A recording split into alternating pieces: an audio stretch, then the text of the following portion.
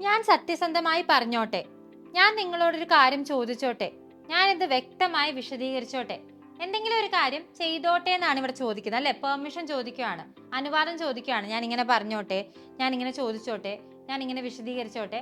അപ്പൊ ഇങ്ങനത്തെ ചോദ്യങ്ങൾ നമുക്ക് എങ്ങനെ ഇംഗ്ലീഷിൽ ചോദിക്കാം എന്നാണ് ഇന്നത്തെ ക്ലാസ്സിൽ നമ്മൾ പഠിക്കാൻ പോകുന്നത്. അപ്പൊ മുഴുവൻ വീഡിയോ കണ്ടു നോക്കുക. സോ ഞാൻ സത്യസന്ധമായി പറഞ്ഞോട്ടെ. ഇപ്പൊ ഞാൻ സത്യസന്ധമായി പറഞ്ഞോട്ടെ എന്ന് പറയുമ്പോഴത്തേക്ക് നമുക്ക് ഒരു കാര്യം ചെയ്തോട്ടെ എന്ന് ചോദിക്കണമെങ്കിൽ ഫസ്റ്റ് യൂസ് ചെയ്യാൻ പറ്റുന്ന വാക്കാണ് ക്യാൻ. ക്യാൻ. ഞാൻ സത്യസന്ധമായി പറഞ്ഞോട്ടെ എന്ന് പറയാനായിട്ട് വേണമെങ്കിൽ നമുക്ക് ക്യാൻ ഐ ബി ഓണസ്റ്റ് എന്ന് പറയാം. ക്യാൻ ഐ ബി ഓണസ്റ്റ്, സത്യസന്ധമായി പറഞ്ഞോട്ടെ. ഇനി ഒന്നും കൂടി ബെറ്റർ ആയിട്ട് ചോദിക്കണമെങ്കിൽ നമുക്ക് ഷാൽ യൂസ് ചെയ്യാം. Shall I be honest. കുറച്ചുകൂടി നമ്മൾ പൊളൈറ്റായിട്ട് നമ്മൾ ഓഫീസിലൊക്കെ യൂസ് ചെയ്യുന്ന കുറച്ച് ഫോർമലായിട്ട് പറയണമെങ്കിൽ നമുക്ക് ഷാൽ യൂസ് ചെയ്യാം.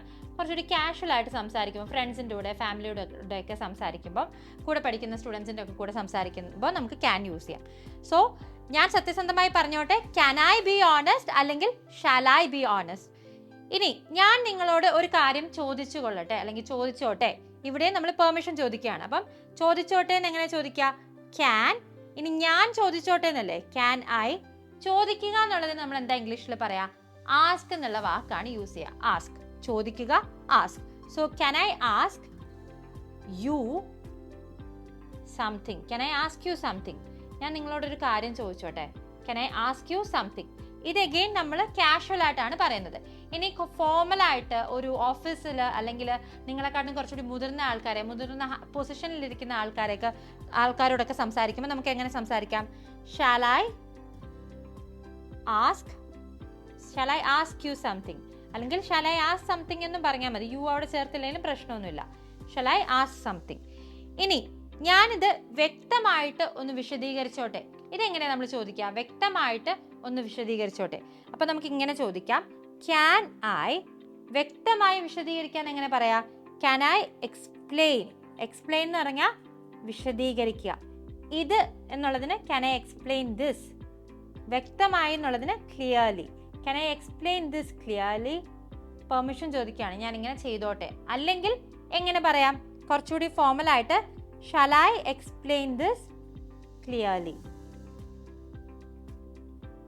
ഞാൻ ഇത് വ്യക്തമായിട്ട് വിശദീകരിച്ചോട്ടെ. ഞാനിത് വിശദീകരിച്ചോട്ടെ എന്നാണെങ്കിലോ ക്യാൻ ഐ എക്സ്പ്ലെയിൻ ദിസ് അല്ലെങ്കിൽ ഷാൽ ഐ എക്സ്പ്ലെയിൻ ദിസ് എന്നേ ഉണ്ടാവുള്ളൂ. ഇനി കുറച്ചുകൂടി സിമ്പിൾ ആയിട്ടുള്ള ക്വസ്റ്റ്യൻ ആണ് നിങ്ങൾക്ക് തന്നിരിക്കുന്നത്. വളരെ ഈസി ആയിട്ട് നിങ്ങൾക്ക് ഇത് കണ്ടുപിടിക്കാൻ പറ്റും. ഞാൻ വീട്ടിലേക്ക് പൊയ്ക്കോട്ടെ. ഇത് സിമ്പിൾ ആയിട്ട് തന്നെ നിങ്ങൾക്ക് ഇംഗ്ലീഷിലേക്ക് ട്രാൻസ്ലേറ്റ് ചെയ്യാൻ പറ്റും. അപ്പോൾ നിങ്ങൾ ഈ ആൻസേഴ്സ് കോമൻറ്റ് ചെയ്യുക. ഇനി എന്തെങ്കിലും ഡൗട്ട്സോ കൺഫ്യൂഷൻസോ നിങ്ങൾക്ക് ഉണ്ട്, അല്ലെങ്കിൽ പബ്ലിക്കായിട്ട് കോമൻറ്റ് ചെയ്യേണ്ടെന്നുണ്ടെങ്കിൽ അല്ലെങ്കിൽ കമൻറ്റ് ചെയ്യേണ്ടെന്നുണ്ടെങ്കിൽ നിങ്ങൾക്ക് ഇംഗ്ലീഷ് മിത്ര ഒഫീഷ്യലിലേക്ക് ഒരു ഇൻസ്റ്റഗ്രാം മെസ്സേജ് അയക്കാം. നിങ്ങളുടെ ഡൗട്ട്സ് ചോദിക്കാം. അതുപോലെ തന്നെ ഇതിൻ്റെ ആൻസർ എന്താണെന്ന് ഞങ്ങളെ അറിയിക്കാം. അപ്പോൾ മറ്റൊരു വീഡിയോയിൽ കാണുന്നത് വരെ, this is Revathi Krishnan signing off from English Mitra. Thank you and have a nice day. English Mitra. Stop worrying, start learning.